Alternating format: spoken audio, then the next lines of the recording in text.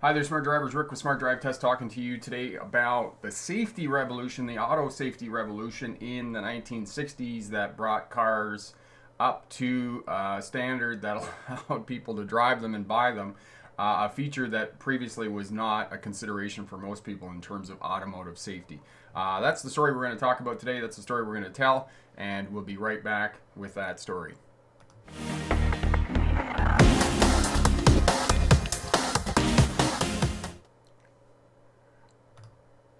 Hi there, Smart Drivers. Welcome back. Rick with Smart Drive Test talking to you about the story that brought automotive safety to the fore and allowed you to buy, first of all, smaller cars because of the OPEC oil crisis in the early 1970s, and as well looking at safety features of vehicles that became and is one of the reasons why you buy an automobile. And Volvo, for example, was one of the auto manufacturers that first got a hold of this and said, listen, our cars are safe. Our cars will keep your family safe, and created a culture and around safety and Volvo drivers being a bit odd. So that's what we're going to talk about. Disregard my thing that I'm going to be here at 11:20. I was owning a house. There's all kinds of things to take care of. I had to get that out to talk to the arborist, the people that take care of trees and whatnot. We have a huge hedge out the front. That we just can't get up to the top of, that we need to hire somebody to come in and do the work. So that's what we did. Jonathan is here. Greetings, everyone. It's official in my state. All schools in New York are closed for the rest of the year. Also found out one of the largest school bus companies on Long Island is closed forever, and that is unfortunate. Hall Face talking about the North American freeway system. Not so much. We already talked Hall Phase about that yesterday in terms of the 1950s. Eisenhower built it during the height of the Cold War to allow people to evacuate large cities. Today we're talking about Stephen King and Christine with the 1958 Plymouth Fury. Yes, one of my favorite quotes about automotive safety in all of history. So Ryan says it's a little sad that tomorrow is the last storytelling live stream. Yes, unfortunately tomorrow is the last day. I got to get back to building the business, helping people pass their road test, and calm some of the fear in the state of Georgia that not testing new drivers is not a huge deal. It's not going to be the huge deal that it is. Actually, I see it as a good thing.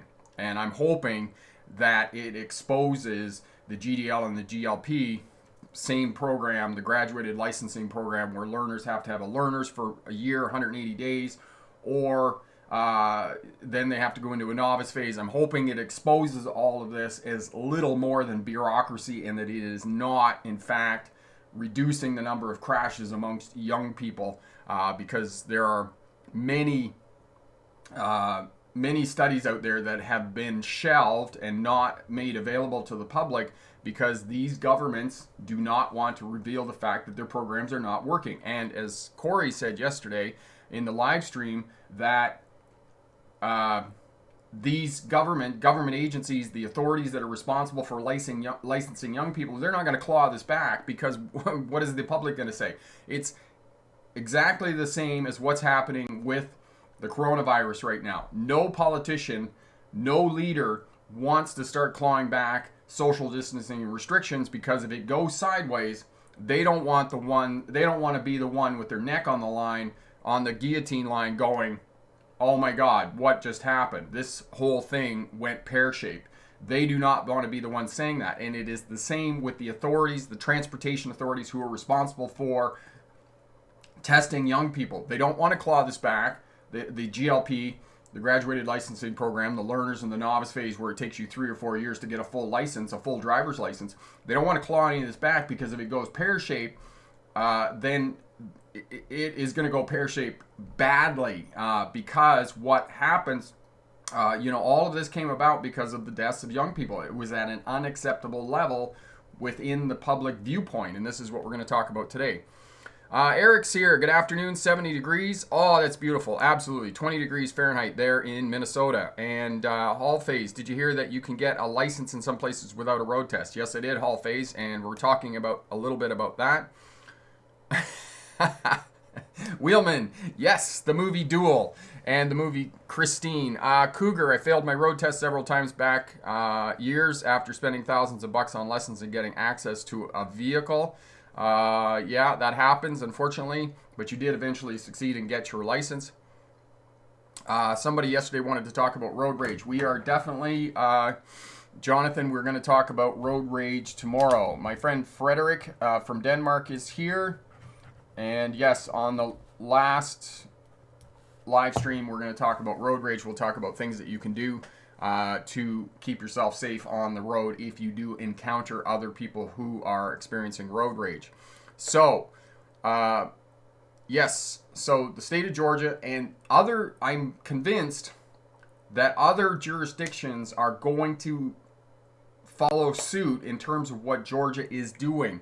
The longer this goes on, the longer that we have social distancing in place, and the longer, because they're 1 month of not having testing, as they said in Georgia, on one of the articles I was reading this morning, 30,000 road tests a month in the state of Georgia. But Georgia, let's see here on my notes here, before I get to that. Georgia is the 8th most populated state in the United States of America. So they have 30,000. So imagine how many California has. One of my smart drivers emailed me yesterday and said that ICBC here in the province of British Columbia, it's a very, there isn't a big population in British Columbia. The population of British Columbia is only 12.5 million. He was saying that they're expecting a 9-month wait for road tests here. Now, that might be just a CDL license, which is a bus or truck, but it's getting to the point now that it's been so long for road tests, I just have no idea, other than waiving people's tests, how are they going to catch up? They're simply not going to be able to bring on enough personnel. They're not going to be able to shorten the tests to be able to do it. So they're going to have to waive this. Somehow they're going to have to figure out a way to catch up, and I think that Georgia is leading the way, the governor, with the Emergency Act, that students are allowed to, those that qualify, those that have their learners, those that have put in the time, are going to be able to get their license. Cougar, I want to keep tabs on the licensing procedure. Any other states that do this as a reference point to expose the GLP licensing fiasco? Yeah, I'm kind of hoping too that this exposes all of this, because I think it is costing students, young people, a lot of money. Because as I say to young people who are going through the GLP, GDL programs, get your full license as quickly as possible, because then you can start to reduce your insurance premiums. Until you get a full license, you are not going to reduce your insurance premiums. As long as you're a probationary driver, you are going to pay more for insurance. So if we can expedite this, and Jonathan, I would understand the parents' concern in Georgia about getting licenses without passing a road test. I just can't imagine how people feel down in Georgia if they got their CDL without a road test. Now, that is another thing, Jonathan, about CDLs without a road test. Now, I believe that drivers do need to have a license test for a CDL. However, the minimum entry-level training, mandatory entry-level training that they're now imposing in Canada and other places, if the GLP is beginning to be questioned because they're waiving tests and they're finding out that the number of crashes is not increasing, then this is going to undermine authorities' moves to implement the mandatory entry-level training for CDL drivers, because, I don't think it's working. I personally don't think it's working. I think it's a cash grab, and I think it's a windfall for driver training schools, because they can stick these guys in the classroom, they can stick these guys in the yard, and they're not actually driving the truck. They're only required to drive the truck for 30 or 35 hours, so they're not really getting any more seat time.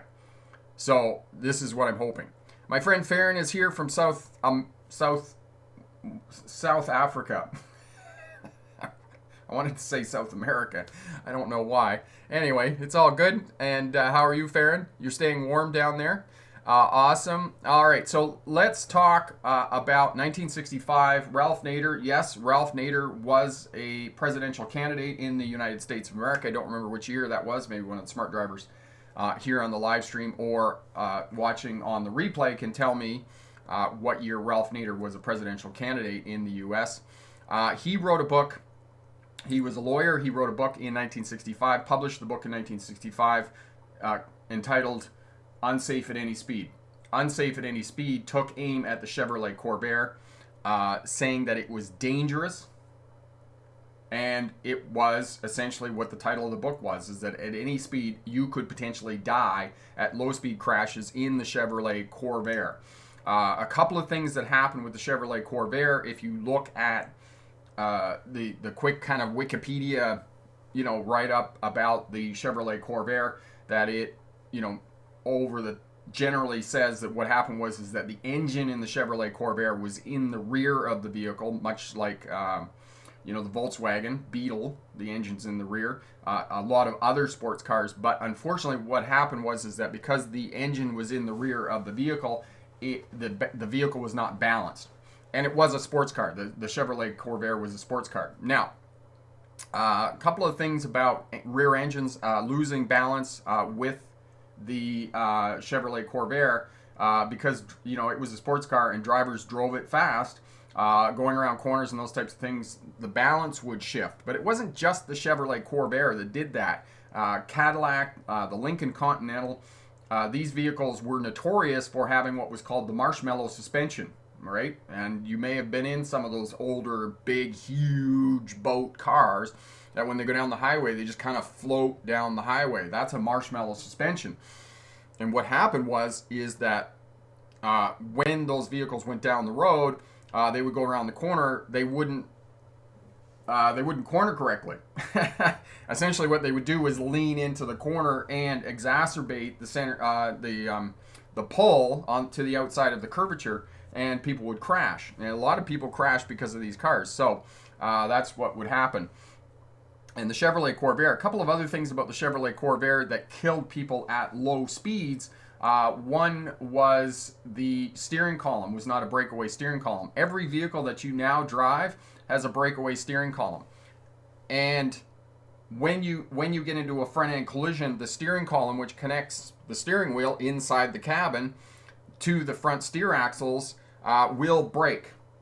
Because what was happening with the Chevrolet Corvair was that if you had a front end collision on the driver's side, the steering column would be shoved into the cabin of the vehicle, and it would catch the driver under the neck and snap the neck in a low speed collision. That was one of the reasons why that was another reason why drivers were dying and vehicle occupants were dying inside vehicles.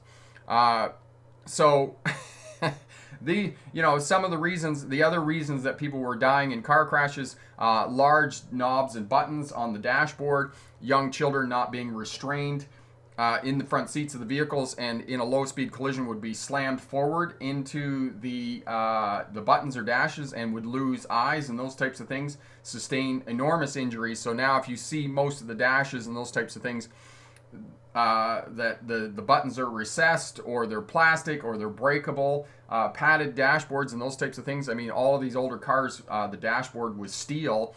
So when you were in a collision, you were slammed forward into a dashboard that was unforgiving, that it didn't give. So lots of terrible things happened in car crashes in the 1950s, 1960s, and well into the 1970s, when all of this began to take hold and safety became a concern. Okay, Robert, the entry-level CDL training here in Canada, was it not due to a certain crash in Alberta? Robert, yes it was. Yes it was, but we're not even going to talk about that. Okay, Loya, hi sir, how is the situation? COVID is here in Western Canada. It's pretty good. Still challenging in Quebec and Ontario. Eric, bugs had engines in the back too, though did not feel quite safe either. Yeah, but the other thing about the VW Bug, Eric, as opposed to the Corvair and Corvette and other sports cars where the engine is in the back, is that the Volkswagen Beetle in the 1960s and 1950s, the speed limit of those, its top speed was probably 65 miles an hour. I mean, that was the top speed of the Volkswagen Beetle.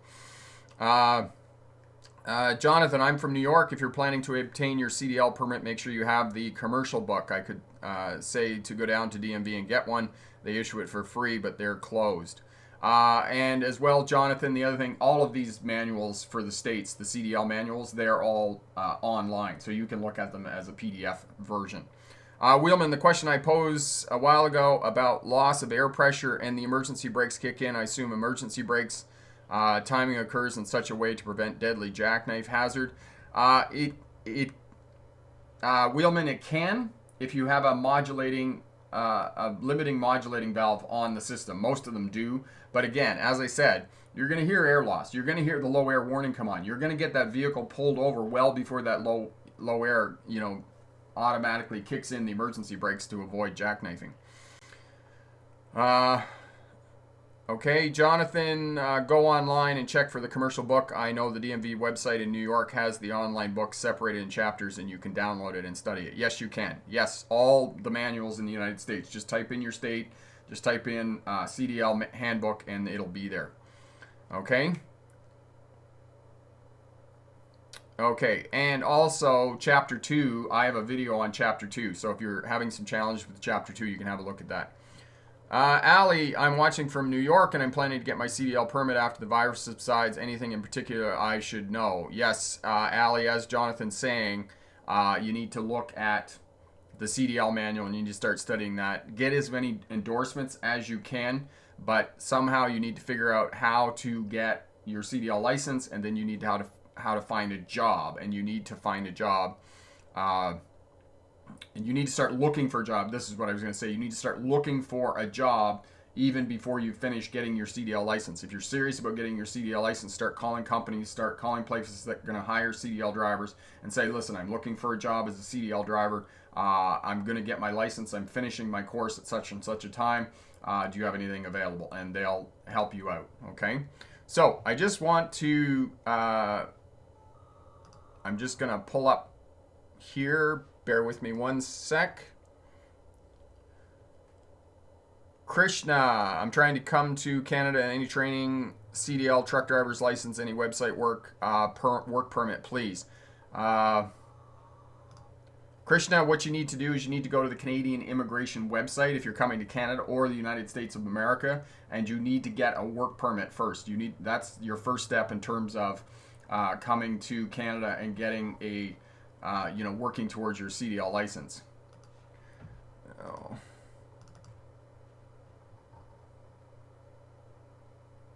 All right, just bear with me. Yeah, more endorsements equals more jobs, exactly. All right.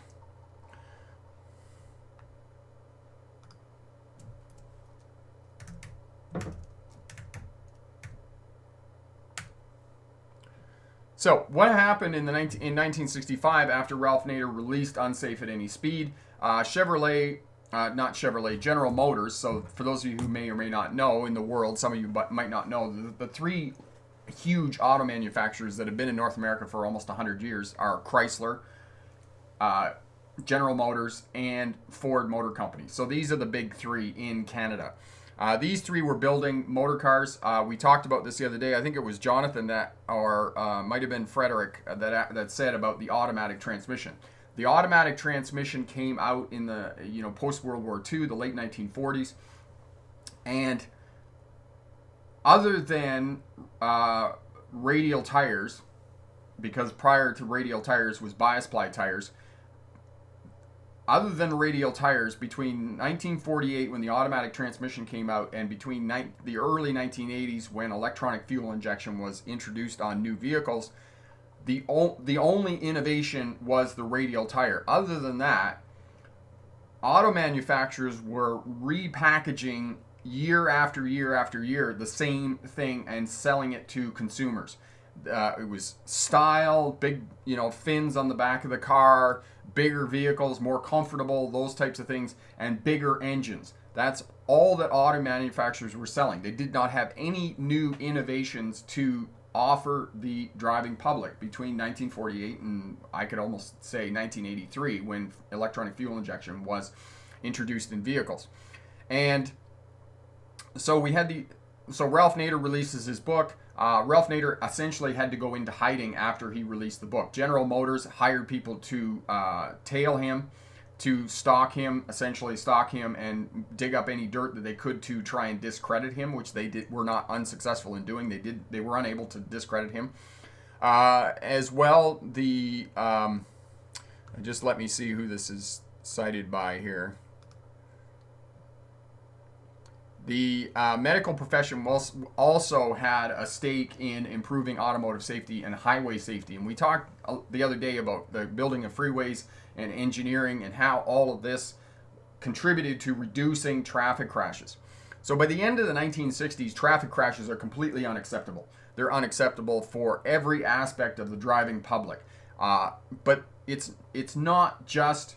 as I say to you again and again, when you're studying something and you're doing research on something, it's important that you realize that there isn't just one reason why things happen. I mean, the other thing that you need to understand about the late 1960s, one for the road. One for the road meant that you were drinking all night, and you had another one before you got in your car and you drove home. Drinking and driving was part of driving culture at the late 1960s. It wasn't until the 1970s and 1980s that it became unacceptable to drink and drive. Everybody in the 1950s, everybody in the 1960s drank and drove their car.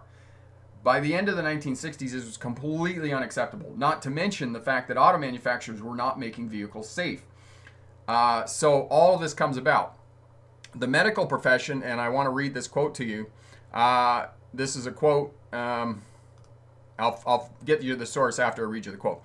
The auto industry is sick. And for all the humor, when a manufacturer has a product that kills 50,000 people, this is the United States of America in the late 1960s, kills 50,000 people a year and injures 5 million more, then has the arrogance to name those products Wildcat and Fury and Marauder, and to boast with untold millions in advertising that his product has an almost neurotic urge to get going, that manufacturers cannot possibly be trusted in matters of safety, and surely they are foreclosed from blaming the nut behind the wheel. And this was essentially what was happening, was auto manufacturers were shifting the blame from their vehicles to the driver. They were saying that the driver was not being cautious, the driver was not trained properly, the driver was not taking due care in driving the vehicle. They were saying that they didn't have anything to do with what happened once the driver took the car off the lot after they manufactured the car. And essentially this whole movement, 67, where is this? Crashworthiness is a cultural idea, the automobile in American culture. So by the end of the 1960s, as I was saying, 50,000 people a year were killed in car crashes and another 5 million injured in car crashes. And definitely the auto manufacturers had something to contribute to that. And the medical profession was also coming on board. Other people were coming on board. By the early 1970s, we had the implementation of laws that mandated that drivers had to wear seatbelts. Right? And seatbelts weren't a new idea at all, but the motoring public resisted seatbelts. Seatbelts came obviously from the aviation industry. People, pilots, passengers wore seatbelts in airplanes, and this was introduced in the late 1940s as well, along with automatic transmissions. The idea was, proposed for motor vehicles, but nobody was going to wear seatbelts until they were absolutely imposed legally that you had to wear seatbelts. And I can remember in the 1970s, I was young at the time. My parents, I can remember, the backlash, the pushback against seatbelts. My parents, what happens if the car catches fire? How do you get out of the car? Same thing. If the car ends up in water, how are you going to get out of the car? You're going to drown. There was all kinds of excuses. My old man.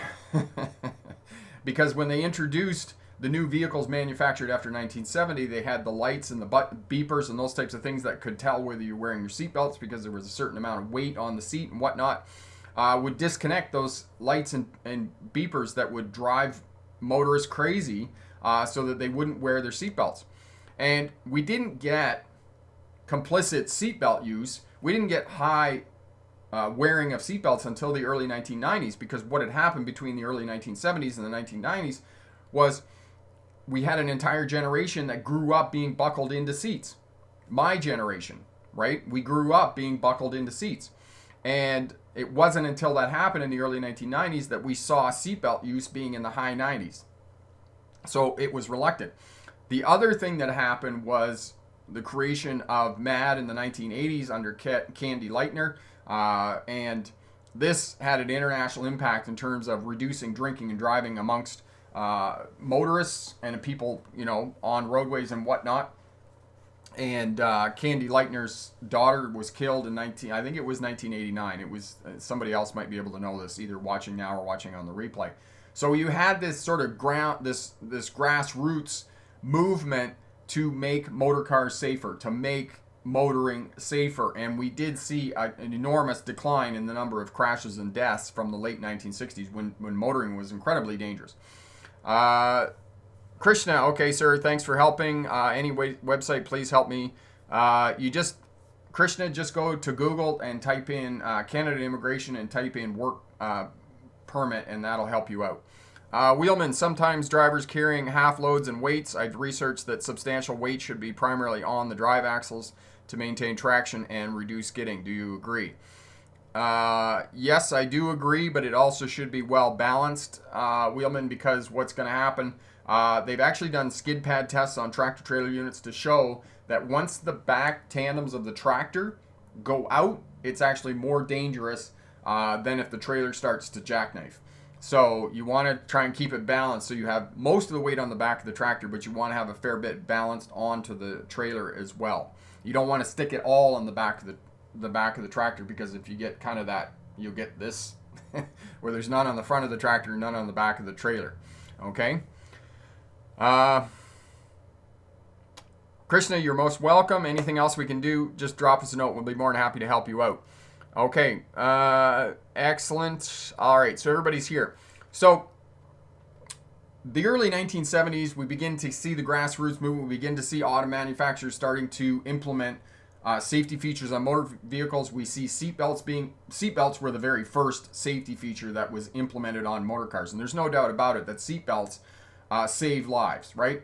And I've talked about this before in terms of smarter driving and safer driving, that in the event of an emergency, not only do seatbelts protect you in the event of a crash, but seatbelts also keep you in the seat in the event of an emergency so that you can work the primary controls on the vehicle. Because if you're not in the seat, it's tough. It's tough to drive the vehicle. So that's the other thing that the seatbelt does, right? A lot of things were brought over from racing, safety features and those types of things, but primarily seatbelts. Late 1960s, speed was very much it, and the height of the muscle car era in the United States, and all of the names that I had on the thumbnail, Marauders, Cougars, Furies, Stingrays. They were all types of cars in the late 1960s. These were all muscle cars. The Plymouth Fury, which was featured in Christine, Stephen King's novel, the movie, the 1958 Plymouth Fury. Cougar, cougar has a different meaning now than it did, but it is still an animal of prey, right? And that's the idea. Marauders are, soldiers in war who are pillaging villages and those types of things. The Corvette, Stingray, the Mustang, the Camaro, all of these were muscle cars of the late 1960s. And, auto manufacturers as well. One other point about auto manufacturers in the late 1960s was race on Sunday, sell on Monday. This was their motto. So they were all into stock car racing. They were all into racing on whatever track they could get their vehicles onto, because if Chrysler won at the racetrack on Sunday, on Monday there were people at the at the auto dealers who were buying their cars. So this is how they were selling their cars. And then what happened in the early 1970s was you had the OPEC oil crisis. And essentially, the Middle East shut off the oil supply to the United States of America and Canada to a certain extent. And now the United States of America had an oil shortage. And they couldn't afford to put fuel. They didn't have enough fuel. There were huge lineups. Just type it into Google, the OPEC oil crisis. You'll see these huge lineups at fuel stations where people were trying to get in to buy fuel and those types of things. The price of fuel went through the roof. In comparison of 1970s terms, not what we think of as the price of fuel today. And all of a sudden, consumers were looking around and looking for fuel-efficient vehicles. Fuel-efficient vehicles came about in the early 1970s. And this is when the auto manufacturers in Japan who were making the Hyundai Pony. They were making the Datsun and other smaller vehicles with 4-cylinder engines and whatnot, that they came online because they were sitting on the sidelines. They had this product ready, but until the end of the muscle car era went out, nobody was looking for that because fuel was cheap. You could drive a V8 engine, 454 4-barrel, that got 8 miles to the gallon. Nobody cared. But until oil prices went through the roof, the cost of petrol and gasoline became unaffordable. Then these Japanese manufacturers who had these small cars with the 4-cylinder engines in them and whatnot, then they came on board. And Honda and Toyota, Datsun, Nissan, all of these auto manufacturers were poised when this happened. And that's when they started to make inroads into the American market. Because until then, Chrysler, Ford, and General Motors dominated the automotive scene. After the OPEC oil crisis in the 1970s, then people in North America began to look around for alternatives, and they started looking at Japanese auto manufacturers, at these other vehicles. And this is how Honda and Toyota became famous and dominated, and now dominate, the North American market in terms of safety. So one other piece about the automotive safety in the automotive industry, the OPEC oil crisis, the other thing that came out of the OPEC oil crisis, as I said to you before, electronic fuel injection in the early 1980s. Electronic fuel injection made vehicles more fuel efficient, right? The other part about that is that even though electronic fuel injection made vehicles more fuel efficient, made them run better, because I don't know if anybody has any experience with old carburetors. You get some old mechanics who will say, oh yeah, I can tune a carburetor up, yeah, and grunt and groan about how awesome carburetors are. As far as I'm concerned, carburetors suck. They were terrible. You go in the wintertime, you got a carbureted engine, and you start the thing up, and you come back out 10, 15 minutes later, and the thing is out there just roaring away at about 4,000 RPM. It's 2 feet off the ground, like hovering like a crazy person. Yeah, no. Electronic fuel injection, you go up, fire that thing up, and you just drive it slowly for 10 minutes or something. And electronic fuel injection is the greatest automotive innovation ever in the history of motor vehicles. The other thing that I wanted to talk to you about was the airbag. Okay, so today all of our vehicles since the late 1990s have airbags in them. The first airbags on cars didn't come out until the when was the late 1980s was the first airbags that were introduced, and they were introduced on high-end vehicles.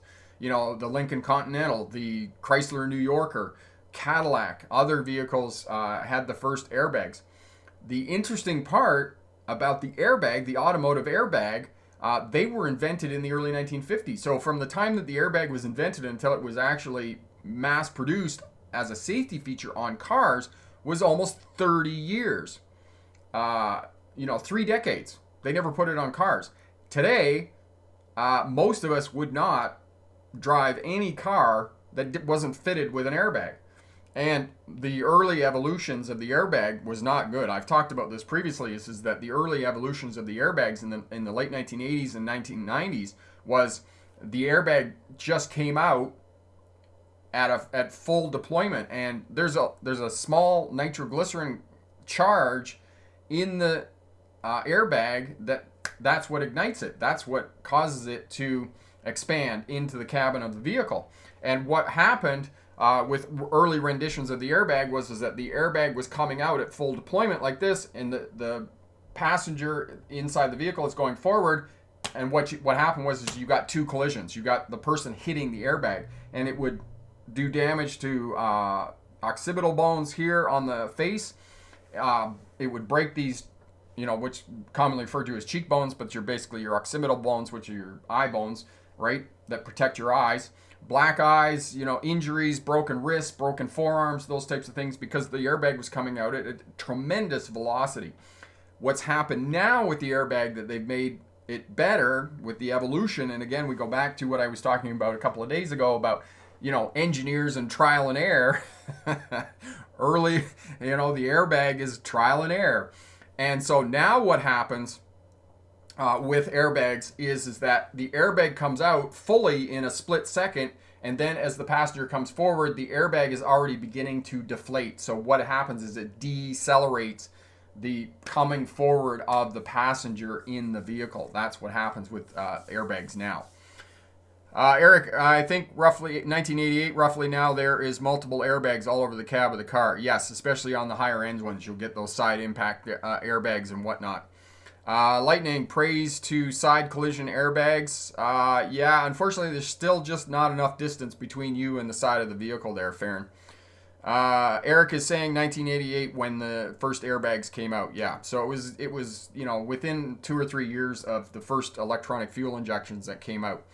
Robert, yes, check out Scotty Kilmer. Love Scotty Kilmer. He's got a great channel on automotive mechanics and that type of thing. Epic, like the stream, Rick. Speaking of Nader's book, he might have predicted the current crash tests we have now run by IES cars that are planned to be sold in the U.S. and Canada. Road Rage. We're going to do Road Rage tomorrow, Epic, as the last daily live stream here.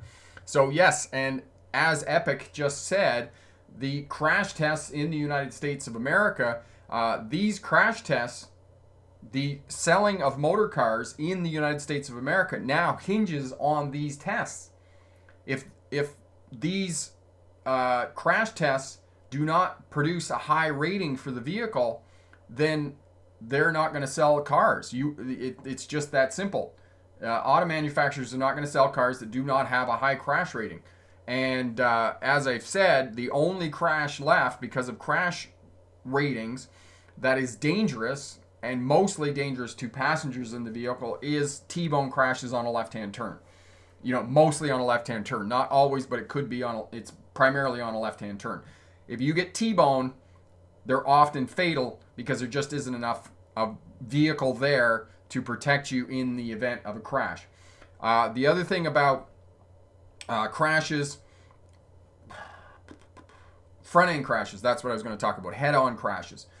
Head-on crashes have, only result in injury now because there's enough of a buffer in the front of the vehicle that it's now a crumple zone. That essentially what it does is the front of the vehicle acts as a bumper, and it absorbs the energy from the crash and protects vehicle occupants. So that's another way to deal with that. Jonathan, road rage is my favorite subject. I got stories to tell tomorrow. Awesome, and we look forward to you being here tomorrow, Jonathan. Wheelman, other than North America and Australia, people around the world gravitate towards American trucks. I've seen drivers from Asia Minor in Spain delivering textiles. The cabs are god-awful. That's funny. Cougar, what year did they improve airbags to avoid facial injury? I have 2004 van.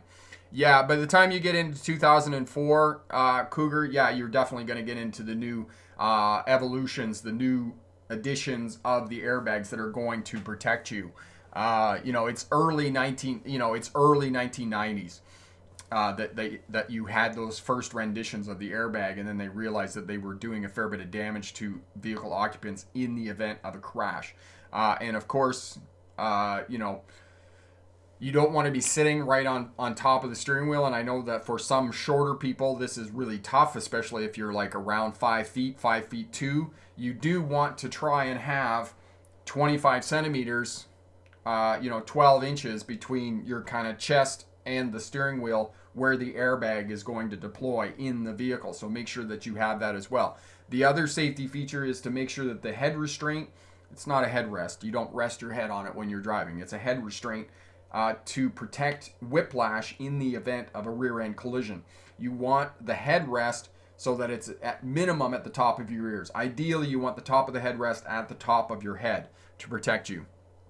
Cougar, you should be safe with that. If you might want to read up on the type of vehicle, just Google it and see what rendition of the airbag is going to be. But most likely, you're going to be safe with that airbag. Epic, minivans that are from 2004, 2005 have rear view cameras only, but lower. Okay, didn't understand any of that, Epic.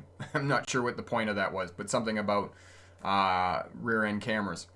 All right, so those are some of the safety features. A lot of safety features, padded dashboards, breakaway steering columns, reinforced posts in the vehicle. shatterproof glass, the placement of fuel tanks. As some of you know, the Pinto, the Ford Pinto.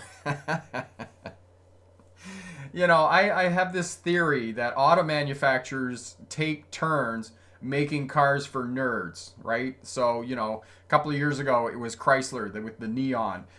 You know, the Pinto, Ford took its turn with the Pinto, that it was designed for nerds. The problem with the Pinto was that I can't stop laughing about the Pinto, because the Pinto is the name of a horse. The Ford Mustang is the name of a horse, and the Ford Mustang car is so awesome.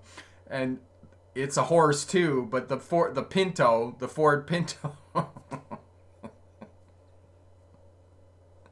it was such a terrible car.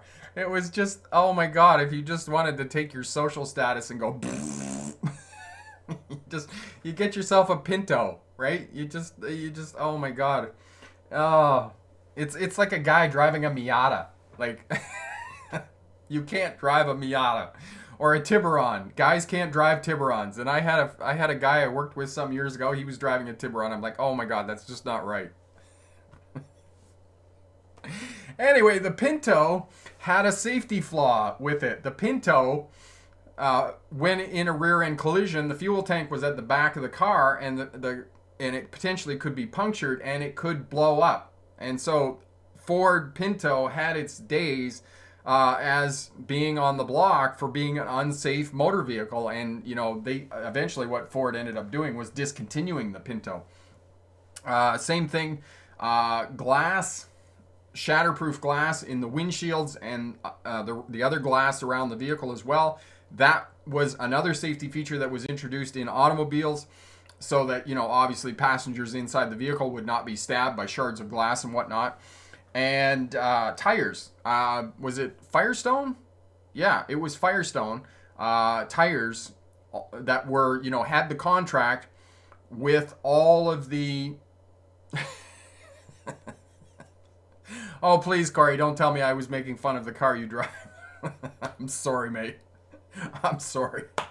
Of course, you know, who am I to say and make fun of other people's, you know, POS car? I mean, I drive a buggy. I drive a 1998 Honda CRV, which is not sexy. It's not sexy. Every time I drive the buggy now, I feel like Elmer Fudd. I'm gonna get that Wascoey Wabbit. I just need a hat, like a hunting hat and a shotgun in the front of my car. You know, and I wouldn't really be out of place here in Vernon, British Columbia. I really wouldn't. So, I digress. Eric, thanks for all you do for us. Your teaching are vital for us being better drivers than CDLs and regs. Yes, thank you so much, Eric. That's awesome. I love that compliment. So yes, Firestone Tires. And Firestone had the explicit contract with Ford Motor Company to fit all of their new vehicles with Firestone Tires. Well, Firestone Tires came on the block too as having a safety defect. And when mostly...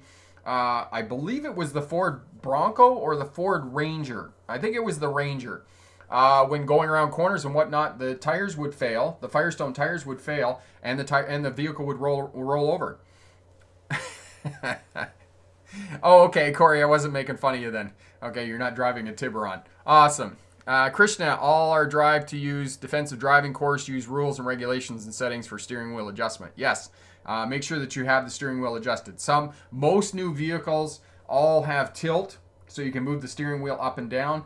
Some of them will have telescopic, so you can move the steering wheel in and out to adjust it from how far. If it does have telescopic, generally the airbag will not be in the steering wheel. Generally, they abandoned telescopic steering a long time ago. Most of them, it's just up and down, which allows you to see the dash better.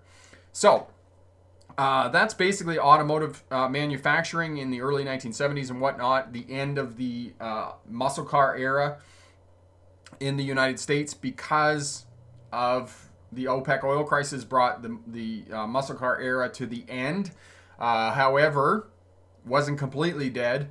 The release of Smokey and the Bandit in 1977 saw the sale of Pontiac Trans Ams double in the next 5 years. So product placement in movies is a big deal, trust me. And my brother is a huge Trans Am fan. He's rebuilt a couple of late 70s Trans Ams, full out with the, huge Chevy V8 engine, big block with the 454 4-barrel double pumper Holley carburetor on them, right? So all of those things. Eric, Bridgestone tires great for either winter or all season. What's your best tire to get for safety? Eric, for me at this juncture, I have been enjoying Michelin tires. I've had good success with Michelin tires on the buggy, and as well, I also like the way they handle. I find Michelin tires really good. The only tire that I wouldn't recommend, I think they were Bridgestones, but I can't say that for sure. I don't want to diss other tires, but for me, really, it was, Michelin tires are really my tire of preference. Jonathan, beater cars, I think, are left for teens who just got their license, mostly. Yes. Wheelman, front wheel drive, pretty boring, but safer understeer. Yeah, there are a lot of benefits, Wheelman, to front wheel drive, and front wheel drive came about in the 1980s. It made such a huge impact. I don't know whether you remember this or not, but there is a Bond movie. Somebody will be able to tell me here. One of the smart drivers can be my Google jockey and look this up. There was a Bond movie that featured front-wheel drive cars. They had a race, a car chase in the movie with front-wheel drive cars. And you remember the cars skidding around the corner, oversteering and those kinds of things. So that was a lot of fun. There was, again, there was a transition from rear-wheel drive vehicles to front-wheel drive vehicles. Front-wheel drive vehicles, there's no doubt that they're superior to rear-wheel drive vehicles because all the weight is over the drive axle, which makes them really, really great. And, they've proved reliable now. But I mean, now we're into a world where, front-wheel drive vehicles, all-wheel drive vehicles, four-wheel drive vehicles, all of this is part and parcel of owning a vehicle, right? Jonathan, I know a childhood barber who owns the old school BMW, still runs well. He took care of it. Sadly, he died recently. Oh, my condolences. Wheelman loved the old school car chases. Yeah, Bullet with Steve McQueen. That's probably one of the greatest car chases ever. Okay?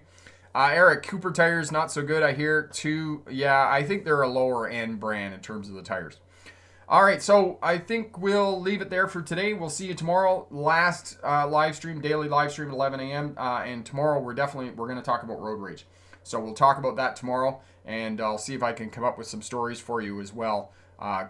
Criminal behind the wheel, I think, is the text I need to look at. So thanks very much for showing up. Have a great day, and we'll talk to you tomorrow. And remember, pick the best answer, not necessarily the right answer. Bye now.